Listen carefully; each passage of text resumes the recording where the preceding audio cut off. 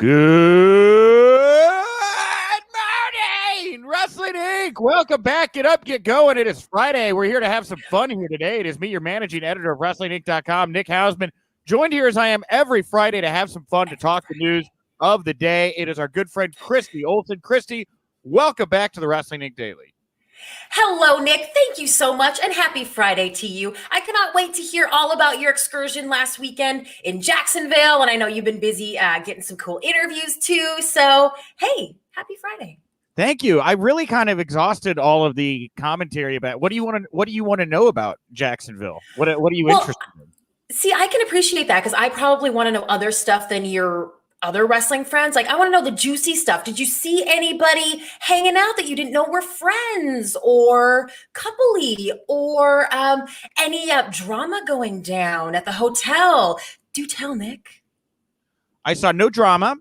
I saw nobody hooking up. I did. I was surprised. I was surprised that they signed Mark Henry. Right, he comes out. He's gonna be the commentator. Then I'm in the scrums, right, and I'm asking questions. And Mark he represents Busted Open. He'll jump in the pit and ask questions. That totally caught me off guard. I was not expecting Mark Henry to sign his AEW contract and then walk over to where the media is and join in on the post-show media scrum. So that was as an interviewer for Busted Open Radio, not as talent.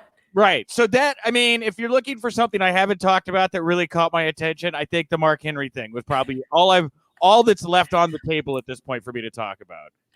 Well, I do love that. That is a juicy enough scoop for me. Thank you. Yeah, no problem. Hey, Praddock, by the way, Mark Henry in AEW. Yeah, Praddock. Mark Henry's in AEW. Where have you been? Have you been under a rock? Why are you watching the show if it's a daily news show about pro wrestling? And I know you watch every day. You know this, Praddock. You know this. But thank you for tuning in. Yes. And by the way, we've already started here. We're engaging the chat room. If you want to join in on the show, you want to have your comments thrown up on the screen, you want us to talk about whatever is on your mind, jump into the chat room wherever you're at, the comment section. Leave us a message as we're going along. We will pull you into the show. Hey, and with that, look, Christian here. Long-time listener, first-time live viewer. Christian, thank you. Ryan W. Hey, guys. Yeah, we're doing it. This is a party. It's the end of the week. So let's have some fun. And Praddock here said he doesn't watch AEW. I don't care if you don't watch AEW. You watch this. We've talked about this, Praddock. We've talked about it. Okay? You cannot hide from the news that will leave a bruise here on the Wrestling Inc. Daily, Praddock. Come on. Thank you. Yes, it's bruising. But again, news. We still love you, and thanks for watching. Hall of Pain news style, right?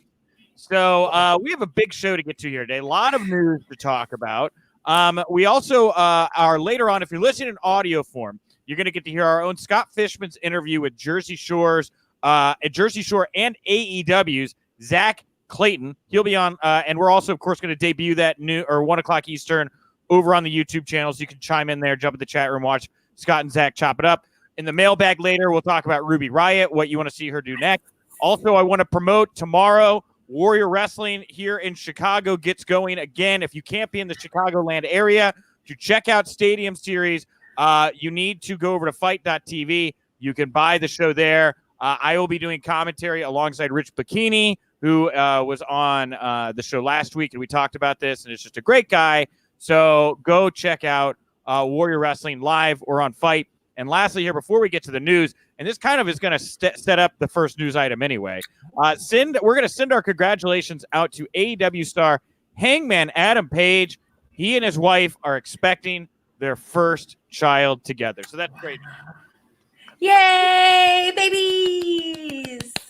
So, yeah, the reason I say that, I kind of pivot into our top story news you can use, news to leave a bruise here. Yeah, former WWE superstar Andrade and his fiancée Charlotte Flair are celebrating some, quote, good news as per Andrade's latest tweet. Almost instantly, fans speculated that Charlotte is pregnant or they have set aside a wedding date. They got engaged on New Year's Eve 2020 after going public with their relationship during WrestleMania 35 weekend. This got a lot of attention. Good news in this circumstance usually feels like a baby, Christy. No, know, but can I just start by saying I love the tease of an announcement? Like next week, tune in here where I'm going to announce a big announcement. And hey guys, a big announcement coming up. I love that. And no one has gotten better at this than Charlotte and Andrade. Okay. Yeah. And you can bet your butt that if she really was pregnant, they would be keeping that as quiet as heck and be using it as some kind of a storyline. And it wouldn't just be a social media announcement. That being said, maybe that is what it is, in which case, congratulations. That would be huge, awesome news. But I just don't think so. I think you might be a little bit closer on locking down a wedding date. Or, like I said, they're getting very good at this. And Charlotte in particular has been seemingly focused on keeping Andrade's name in wrestling fans' mouths, right? Like, don't forget about him just because he's not at WWE anymore. And he does have his first big match coming up. And maybe this good news just pertains to Andrade's career. And Charlotte's kind of jumping on the bandwagon as, a stand by your man and help promote him, because I'm guessing she has a lot more followers than he does. Yeah, and if she is pregnant, I'm just speculating wildly here. What a loss it'd be for that Raw title picture. I mean, the women on that brand, SmackDown is so good. Like, I think that Bianca Belair has been such a great, central figure for the women's division over there. Raw, Rhea Ripley is just, I don't know. I don't know if it's because they don't know if they want to push her as a heel or a baby face or both. But the Raw women's division still hasn't kind of found its groove. And if Charlotte is taken out of that picture, it's going to just even take a step back. And I don't know, just not great. So no, I think that there is some things that she could do to kind of stay in the mix. I don't believe this would be a Lacey Evans situation where we just won't hear from her or see her for 9 months. I think that she could find a way to still continue to cause trouble amongst the women, even if she isn't able to get in the ring. By the way, Julie Harrison here, first-time commentator, throwing some heat. It's not pregnancy. That's ridiculous and absurd. Charlotte would lose everything important if she had a child. It's nothing to be happy about if she's stupidly pregnant. Wow. Harsh. Children are a blessing. You gain a child, right? Even if you lose a bit of a push. So I kind of disagree with the sentiment there. Yeah. I have to say, Nick, I usually fare on the side of Julie when baby news comes up, especially when it interjects in a woman's career so much more than, her husband's, as we just saw with Becky and Seth. So I get what Julie is saying here, but since I know Charlotte and Andrade and I would be happy for them. So, but I get it. I get what you're saying, Julie. And I think it comes from a place of, fans, like you're saying, Nick, not wanting to see her go. Although, yeah, a little harsh. The Observer reporting, WWE President, Chief Revenue Officer Nick Khan was not the first one in the company to bring up a possible working relationship with New Japan Pro Wrestling. People close to negotiations say that this was not Khan's idea at first, but he has been WWE's point man in the talks as of late.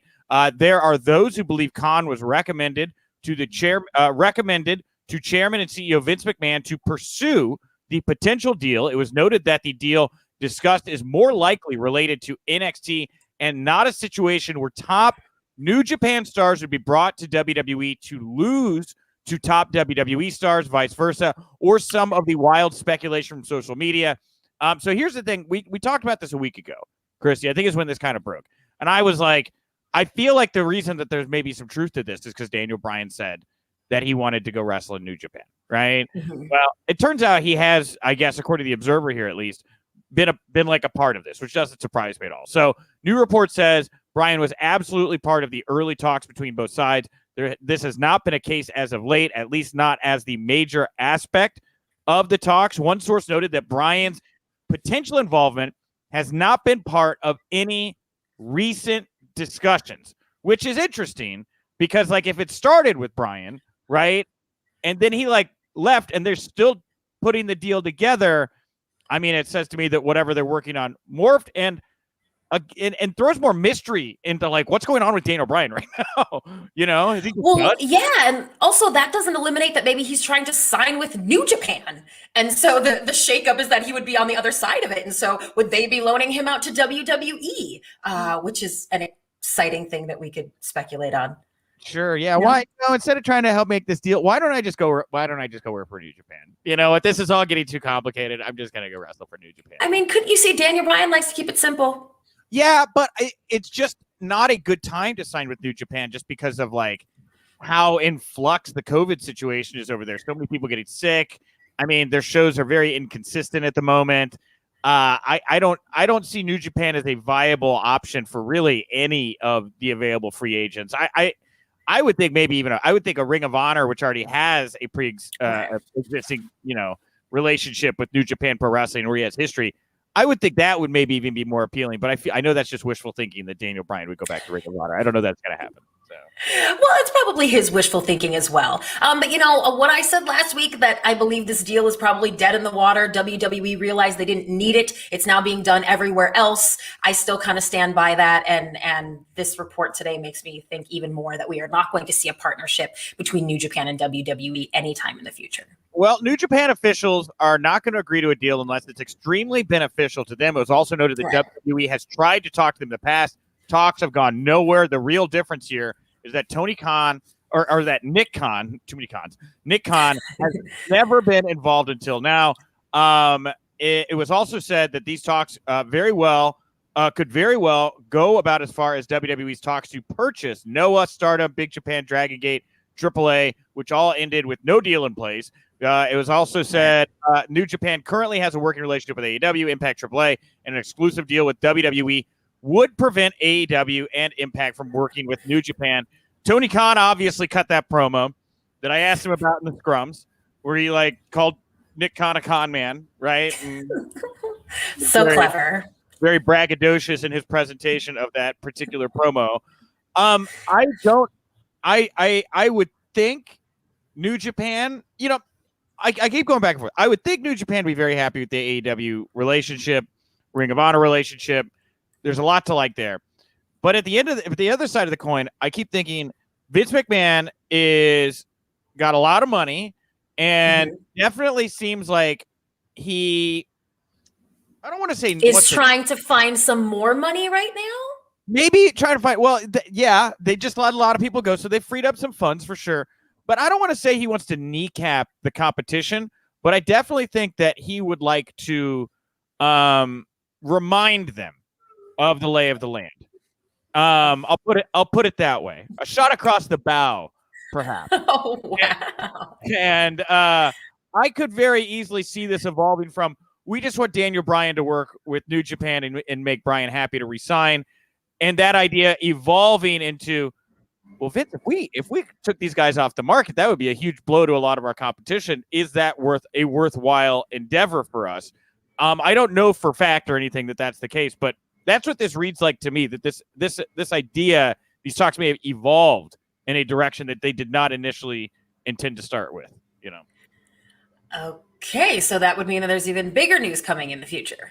I don't know. I just think it's interesting. I see a lot of pros for WWE to work with New Japan right now. And I think as you kind of get into that conversation, I think that they would maybe realize that as well. So I don't know what's going on here. I will say that, again, I'll go back to Tony Khan in the scrums. I asked him, why would you cut this promo on Nick Khan in WWE? And he said, I called New Japan. They said that this promo was a good idea, so I cut the promo. So there's obviously some, That is the juicy part to me. Now it comes out, Nick. Okay, because that promo was like, oh, WWE deal is definitely dead in the water. Tony said all the things that WWE now thinks about New Japan probably since these talks happened. They're already doing it everywhere else. We don't need them. What can they do for us, WWE, right? Tony pointed that out. So the fact that New Japan was like, yeah, go ahead and announce, that this wouldn't be beneficial to WWE because it's not going to happen. So go for it. Give us a little rub. So that makes me think really, really it's over. And Paul here, Polio Del Mar, Daniel doesn't need to jump to a place where he's able to begin wrestling immediately. I think that Daniel's just taking some mental time off the road. I think that he's probably doing mushrooms and, watching cartoons. Ayahuasca, watching, the Nickelodeon cartoons with Birdie at the same time. I think he's just being Daniel Bryan right now. I don't really get the vibe that he's going to be back in the wrestling picture. I could be wrong, but it seems like but I think what Pollo is indicating as well, that maybe Daniel would sign with a company or go do a little commentating, do a little talent mentoring, maybe get involved in a storyline as a character. I mean, can we see him as kind of not as the opposite of the evil GMs that we used to love back in the day? Sure. I think that's an interesting idea as well, and probably something that Daniel Bryan would be open to, right? Yeah, I would think so. I mean, again, like I don't want to get too deep into Daniel Bryan's headspace right now, but what I do know from what I've seen on the televisions, right, is the guy really seems to love the time he gets to spend with his kids and his wife, right? He's getting older, and this is a chance for him to just cut ties and do whatever he wants. And if I had, from an outsider looking in on what he seems to prioritize, I just take some time off to just be a dad for a little bit is probably where his headspace is at the moment. So. Well, to time off to be a dad and film another season of Total Bellas. PW Insider reporting. Now, I'm sure that you have a reaction to this. We got the full text message that John Laurinaitis sent to the roster on Wednesday. Due to budget cuts, the following talent were released today: Braun Strowman, Lana, Buddy Murphy, Santana Garrett, Ruby Riot, and last but not least, to put him at the end of the text, Aleister Black. Note John Laurinaitis. This is very weird, right, and rare. Why did they feel the need to do this, Right. And also, if there is a need to do this, obviously it's some kind of a morale thing, right? Obviously it's something to make the wrestlers feel that the rug isn't pulled out from under them and they're hearing publicly that their friends have lost their jobs. But if that's the case, if it is to appease the rest of the talent, then why wouldn't you say one sentence more, one word more? There has to be something you could say that was positive, that would be something that would band everyone together to make them excited about the future. And yes, there's these budget cuts and your friends are losing their jobs, but like there had to have been something else that could have been said here if they had to say something. Otherwise, don't say anything at all. For decades, this is how we've learned that our friends have lost their jobs. For decades, this is how it's happened. And I think they could really get themselves into trouble if they start thinking, oh, we got to let people know about this and this, and maybe we should tell talent this. And then pretty soon they're going to be kayfabe talent. And then we're going to read about it in the dirt sheets. And then people are going to get ticked off. Like, this is a slippery slope. And it is weird. You would maybe prefer it's like these people are released, but there's cake in the break room. So maybe come enjoy some cake, right? So. Yes, I realize how empty that seems, but without something, didn't it seem even worse? Without some words of positivity? Isn't that worse? It is. It was a little straightforward. By the way, young Drizzy MFP, they super chatted us, which you're all welcome to. We'll make sure to get your super chats up. Eva Marie has made it clear she's going to be wrestling on her recent post and vignettes. So who do you think her first feud is going to be against? I feel, she's on Raw, right? That's where they do all the vignettes. Mm-hmm. Charlotte maybe I don't Rhea Ripley. I don't know. Maybe that's how they figure Rhea out a little bit. Right? Because Eva can sort of go both ways. She's you love to hate her and this and that. But maybe Rhea is the talent that we've been hearing they're going to put Eva with to really, that it's more about the other person. That could be a Rhea thing. I don't know what's going to happen with Eva or Eve. Eva Marie. I'm compelled and hesitant. Like, I don't really know. Yeah. I see her. You don't sound like you have very high hopes there, Nick. I really just want her to be with the Bordeaux kid, right? The new Brock Lesnar. They look really good in the photos. There's like a camaraderie there on some level. She looks good next to him. Her wrestling in a ring was honestly the first time in those vignettes where I've been like, this doesn't look right. Everything else looked right on set, do an action fight. She doesn't grip me. I mean, I'll be horribly wrong. Does not grip me as an in-ring competitor, does Eva Marie. Nick, do you think that is just your fandom? You feel like you maybe gave her some credit back in the day, or you were hopeful about her, and we all know she didn't get the time to train, so she disappointed people in the ring. Do you think you're just holding on to that, Nick? No, I think what it is like the best we have ever seen Eva used was when she was at the end of her last run and she was just getting heat by being like, conniving and stuff. And she wasn't really, she was becoming more of a character, right? Mm-hmm. I thought it was great. I want to see her continue down that path. I don't really want to see her in a wrestling ring. I could be, again, maybe she gets in there, knocks my socks off, has greatly improved, but that's not the lane I see her in. I want her helping somebody from a secondary position. Well, she could certainly do that awesomely. We do know that for sure. So either way, I'm going to be watching. I love her. She's one of my faves. Well, on the note of the releases we just were talking about, PW Insider reporting the WWE talents released on Wednesday are all under standard non-compete clauses. So word going around is that most of them are going to expire on September 6th to the 10th. However, since they are standard 90-day non-competes, 90 days from June 2nd would be Tuesday, August 31st. I believe September 5th is when AEW All Out is. So many of these talents possibly could show up. All of these talents, I think, could show up at AEW All Out, which is an interesting proposition for some of them. Oh, well, yeah, that's very exciting. And it kind of makes me wonder, we've been talking a lot lately about maybe Vince doesn't really care that much about who goes to AEW, right? You would certainly think that they would have looked at the calendar and looked at what big events are coming up and then timing, and they could have waited 6 days to release these people, right? Yeah. Just more evidence to me that maybe WWE is championing their former wrestlers to go and actually be successful elsewhere. And the thing, and we're 48 hours removed from these releases, and with Tommy End, I guess I'll start calling him Tommy End because that's what I'm going to have to get used to calling him again. But I was not a fan of the Dark Father stuff he was doing with the book and all of that, and he just hadn't been. Ever since they took away the entrance where he came up, I really wasn't that into Aleister Black. And when he got released, I was like, well, that kind of makes sense to me. But as I've heard people pitching ideas, last night I think I fired off a tweet about how I think he'd be great as the leader of the Dark Order. You could see him with Sting and Darby. The more I've thought about it, the more I see how he really probably will fit very nicely there just because of his vibe. I don't think his vibe ever really was the right fit for WWE. I think that the more I think about him appearing in like an AEW ring or making a presence there, I think it will be very impactful. And if he does do it All Out, I think it'll land in a big way. I think so. Yes, I understand that for the wrestlers, it's probably extremely annoying for everyone to go, oh, you got released by WWE. Oh, you're going to be great at AEW. Oh, they're going to go to AEW. Oh, are they going to go to AEW? That must just be so exhausting for them, for us all to be speculating, right? In this particular case, though, you've made some great points, and I think you're absolutely right that if anyone would fit in well there, it is Tommy End.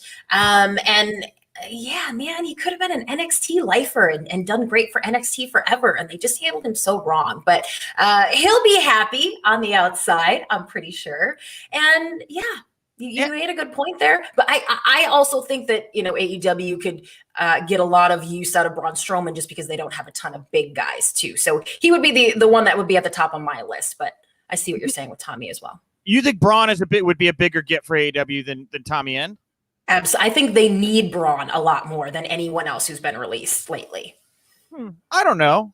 I mean, Braun is a very big, imposing guy. I don't know. I don't know that his style doesn't really seem to fit AEW's, like his in-ring style. Mm-hmm. They don't really book big men great there. Right. And I believe that's because they don't really have a lot of them. I also think signing someone like a Braun Strowman, there's been some criticism that, the big signings are these old guys, I'm putting it in air quotes for our podcasters because that's not me saying it, is these veterans. People are getting sick of, AEW sign another veteran that we haven't seen in the ring for a long time. Braun Strowman would be a new publicity. It would be a new headline. And I think that it would be enough to make people tune in, and AEW knows that. We have Alonzo Smith. WWE should have just let Aleister wrestle. He spent way too much time alone in a dark room being creepy. And ain't that the truth? Whether he was waiting for somebody to knock, whether he was reading his book, he was just sitting in a dark room being weird. And that wasn't good for him, I don't think that's actually that far off than probably how he does spend some of his days. He's a very introspective kind of a guy. Aeronautical, wherever he goes, he should keep the Dark Father gimmick and look. I think it could work with the right creative, and he already got the free advertising for it. I would scrap the only thing. By the way, there you go. Eric, by the way, very attractive. I accidentally slipped on that one, thanks, but Eric. For you. The only thing I would keep from Aleister Black's time in WWE is he's been wearing the ghost eye from when he lost his eye to Rey Mysterio. I think it is a very wonderful thing that he has embraced that and made it a part of him, that Rey Mysterio actually took out his eyeball. I hope he rides that for the rest of his career. You know what? You might be onto something there, because who doesn't know about that? Who isn't going to remember it? If anyone can kind of pull it off, it's him. But it concerns me. It's like, where do you ever go from there? Like, if he commits to it, it will have to be forever. Mm-hmm. Yeah. And I think that's great, right? And you kind of see the glassed out eye, and what's up with that eye? Oh, don't you remember? Rey Mysterio ripped his eyeball out. Okay. Let's get we got a correction here. So we were kind of doomy gloomy yesterday on WWE Raw viewership because the original report came in that this was the lowest viewed episode of Raw in history. That's not quite correct. So Mondays, this is according to Post Wrestling, Monday's live Memorial Day edition of Raw featuring Drew and Kofi in a number one contenders main event drew 1.557 million viewers on USA, still down 3.9% from the week before. Still the second lowest viewership in the show history. So not bottom of the barrel, just above. So we're very sorry, everybody. First hour, but this is an interesting note. First hour, 1.536 million. Second, 1.549. And the last hour, 1.586. The original number for this week's Raw was lower due to an error in the third hour. Monday's third hour of Raw was the most viewed hour of the show. This is the first time that the highest rated hour for Raw was the final hour since June 25th, 2018. This week's third hour was up 3.26% from the first hour. So the real headline here, they went up by the end of that show. Wow. The real headline, not the worst viewership ever, but people aren't hating on the third hour as hard in 2021, I guess. Yeah. Remind me what opened the third hour? I can't remember, but either way, are we attributing it to that and the third hour really being that good in the programming, or what do you think happened here, Nick? I think, and contrary to what we were saying, because yesterday the conversation kind of became about how we hope that Drew, yesterday or Wednesday, one of these days, we hope that Drew and Kofi don't take the heat here for having this historically low third hour and being the main event of the lowest Raw in history. Right. The conversation has drastically changed now. They're the only thing people tuned in for. The Kofi and Drew, right? And on that note, bit of a double-edged sword, maybe, because I think a lot of people were tuning in and watching, hoping to see Kofi Kingston win that match. Right. And then they didn't get, so all these people actually came in to see something that they didn't get. Do those people, like, is this Monday's show going to be the lowest rated episode ever? Because, like, people are like, F it. I don't want to watch Drew and Bucky. You dashed our dreams. Yeah, right? Yeah. So, anyway, Drew and Kofi Drew. Okay, I think that, look. That's not surprising. No, but I mean, like, I think it's just a good thing for Kofi to hang his hat on. Like, he's undervalued. People like Kofi Kingston in that main event picture. People want to see Kofi Kingston excelling and doing well. He got like a 2-3 week push here, and then they we'll see where they go from here. But looks like they ripped the rug out from underneath him. He's gonna go back to doing goofy stuff with Xavier Woods, Well, and the WWE universe has had that Kofi rug pulled out from under us so many times, and we still come back for him. Like, how do they not see the value in that? Yeah. Here we go. Ryan W. Everyone tuning in to see Kofi win a title shot. Disappointed they were. I guess Ryan is also Yoda with that cadence. And yeah, Polio. People jumped over to see Kofi and Drew face off for a chance at Hell in a Cell. Yeah, that's the thing. There were stakes to that match. The rest of the show was nothing really, I thought, to write home about. So, right. John Morrison wears garlic. I mean, who doesn't? Because he's an idiot. Because he thinks that vampires are zombies or whatever. Oh, my God. Oh, God. Him and Austin Theory. That's the last thing we need is another vampire. I want to see him and Austin Theory go at it in some trivia where they get every single question wrong because they're both idiots. Maybe that could be WWE's new YouTube show. By the way, real quick, I'll jump in. Praddock here wants to know do we think that Brock Lesnar will be at SummerSlam? Yes, I'll say yes. What do you think? I'm going to say yes, and that we will know a lot more very soon, I think. I agree, man. That next month, July 16th, that first show in Houston, the SmackDown back in front of fans. I mean, Cena's rumored, Edge is rumored, maybe Brock will be there, maybe Steve Austin will be there, maybe hologram Andre the Giant shows up, takes the title. Vince can book him for another 10 years. Yes. Do you have some intel, Nick? Is that going down? I've been pitching hologram Andre for years. If you want to make Vince happy and give him a champion he can believe in, just bring back Andre, So, all right. I'm in a weird mood today. All right. Lastly, hey, Rob reminded me. Remember when Shayna Baszler was a vampire? Should have worked her in. Should have worked her. Vampire and or werewolf. We're not really sure. No, don't give them any more bad ideas for Shayna. Poor Shayna. We also have last item here before we get to Zach, then we'll dive into the mailbag. Busted Open Radio had William Patrick Corgan, better known to everyone as Smashing Pumpkins, Billy Corgan, on the show the other day. He said he wants Braun Strowman in the NWA, and Billy. I mean, Billy, I think you better blow out the birthday candles, keep your fingers crossed, crack that wishbone. Billy, I don't know. Say some affirmations.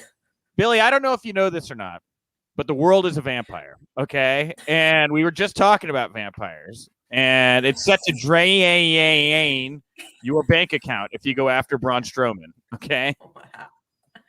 That was good, Nick.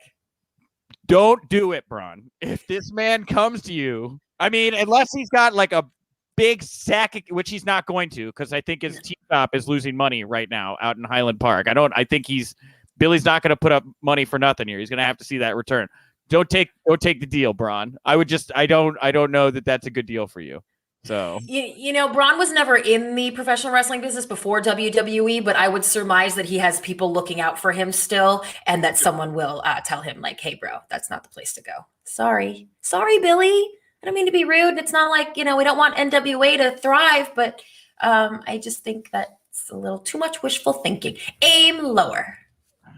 All right, everybody. Well, that's going to bring us to the end of the show, the mailbag segment here today. Thank you, Christy, for joining me. Man, that half hour flew by there talking the news today. Thank you to Scott Fishman for getting that great interview with Zachary Clayton, who's, by the way, Jersey Shore Family Values or whatever it's called. I think it debuted last night or tonight. Jersdays, which I'm pretty sure is what they call Thursdays on Friday. So that would be, yes, last night. Okay, great. I never watched. Go check it out. People in Jersey getting wasted and making out with one another, and I guess wrestling's now involved with it. So, I don't know that they do that anymore. I think they get wasted and just yell at each other and then cry. Because they have kids now. Yeah. Yeah, they cry a lot. Yeah, that's true. Classic. All right, today our poll question is about one person, one of my favorite performers, Ruby Riot. I just wanted to show her some love. I wanted to ask you all where'd you like to see Ruby Riot wrestle next? We had over 250 votes here. 62%, 62.1 AEW, 21.3 Women of Honor, 10.6 MLW, 6% other, which I'm going to guess is Impact or New Japan or whatever. And Christy, you got back to us and you said she'll shake things up wherever she goes. I would personally like to see her in Women of Honor just because I think that they've got a good thing going there with Maria. What about you? Where do you want to see her go? I said earlier about how I just absolutely hate when this immediate speculation goes to, they'll be great in AEW. But I really think that AEW's women's division could use Ruby. She is a big force. She's somebody that you pay attention to when she comes out. She can open a show. She can close a show. I think that their women's division right now at AEW is a little muddled. Whereas Ruby is someone we already know. We know her gimmick. We knew it even before WWE. She's always been, Heidi Loveless, the rocker that we love to love and cheer on. And I think that she's someone who could stand out in AEW and kind of help some of their other women performers stand out as well. So I think she would be very valuable at AEW. And, I want to see her back on TV every week. I love Ruby. She had just signed with WWE when I was there for my tryout and was the first backstage interview that I ever did. She went out of her way to say my name in that backstage interview because she knew it was my first one for TV. So I will always love and appreciate Miss Ruby Riot. Well, that'll bring us to the end. That's it. We just had that. I think that you're right. Ruby's going to kill it wherever she may go. And is a great addition to everybody's roster. We have Antonia Garcia here, where he says Ruby Riot will make the women's division legit wherever she goes. Agree with that 100%. I also like Alonzo Smith's here comment. If Braun goes to NWA, he'll wind up being a rat in a cage despite all of his rage. Let's just keep the Smashing Pumpkins references rolling here. I didn't realize we all knew so many Smashing Pumpkins songs. It's like, oh yeah. Yeah. I mean, I haven't heard this kind of punditry since 1979. Right? Oh, wow. Low key. That was another Pumpkins one. It's like a Siamese dream in here. All right. Anyway, he wrote some whole songs, right? I know those. It breaks my heart that I grew up like a gigantic Smashing Pumpkins fan, then worked with Billy, and now do not like Billy, and find him to be like a sore spot in the pro wrestling world. That is an unfortunate thing for me, you know? That's a very tough thing. It's legit when they say don't meet your idols. I'm sorry about that, Nick. I'm sure you have a lot of other cool people you admire that you haven't met yet, that haven't ruined you yet. Hey, look, I'll say this. Bill Apter, good one, right? Mick Foley, wonderful, wonderful. Jimmy Corderas. I was just putting over Jimmy last night as I was drinking my beers to a friend. I was like, I should call Jimmy. I love Jimmy. He's the nicest man in the whole world. So...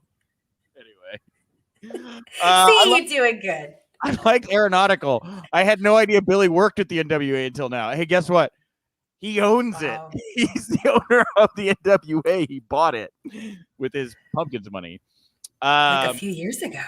Yeah, it's been a while now. That's not news. You and Pratt get together. You guys should be watching the show more regularly. Keep up with what's going on. Although I appreciate that maybe you're making comments instead of listening really closely. Thank you, Aeronautical. So this is the end that we're done. We're done with the show here. It's the end of the week. I this week got between not getting a real weekend and then the chaos that ensued in the middle of the week with huge names being thrown into the market. What a roller coaster it's been.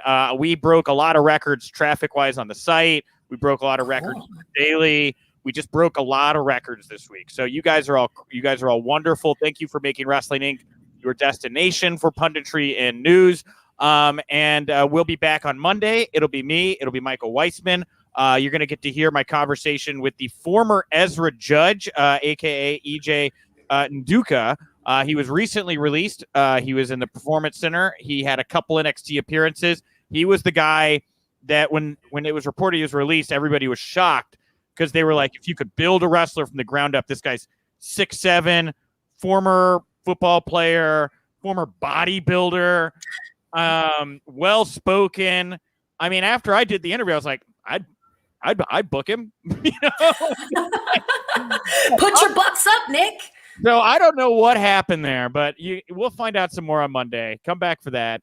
Warrior Wrestling's tomorrow. Come back to that again. It's on Fight.tv. I'll be calling the action with Rich Bikini. Support Wrestling Inc., all our socials, and then tune into the Wrestling Inc. podcast at night after shows. That's also got an RSS feed. What do you want to plug? Put over here to wrap up the show, Christy? Well, I want to congratulate you, Nick, and the whole Wrestling Inc. crew on your record-breaking week. And also everybody out there, I love hanging out with you guys and hearing what you think and chatting with you about wrestling. So hit me up anytime at Christy Reports. You can also check out my YouTube channel, Christy Reports, you guessed it, and tune into the 83 Weeks channel Thursday nights live, where we do After 83 Weeks with Eric Bischoff. So lots of fun stuff. Nick, yeah, wow, congratulations. I hope you have so much fun tomorrow at Warrior Wrestling and all the fans. I will be there in spirit. I will be watching via Twitter. Yeah, exactly. Support, spirit, Warrior Wrestling. I'm Nick _Hausman over on Twitter. Thank you all so much for tuning in. I will talk to you on Monday. And remember, if you winked,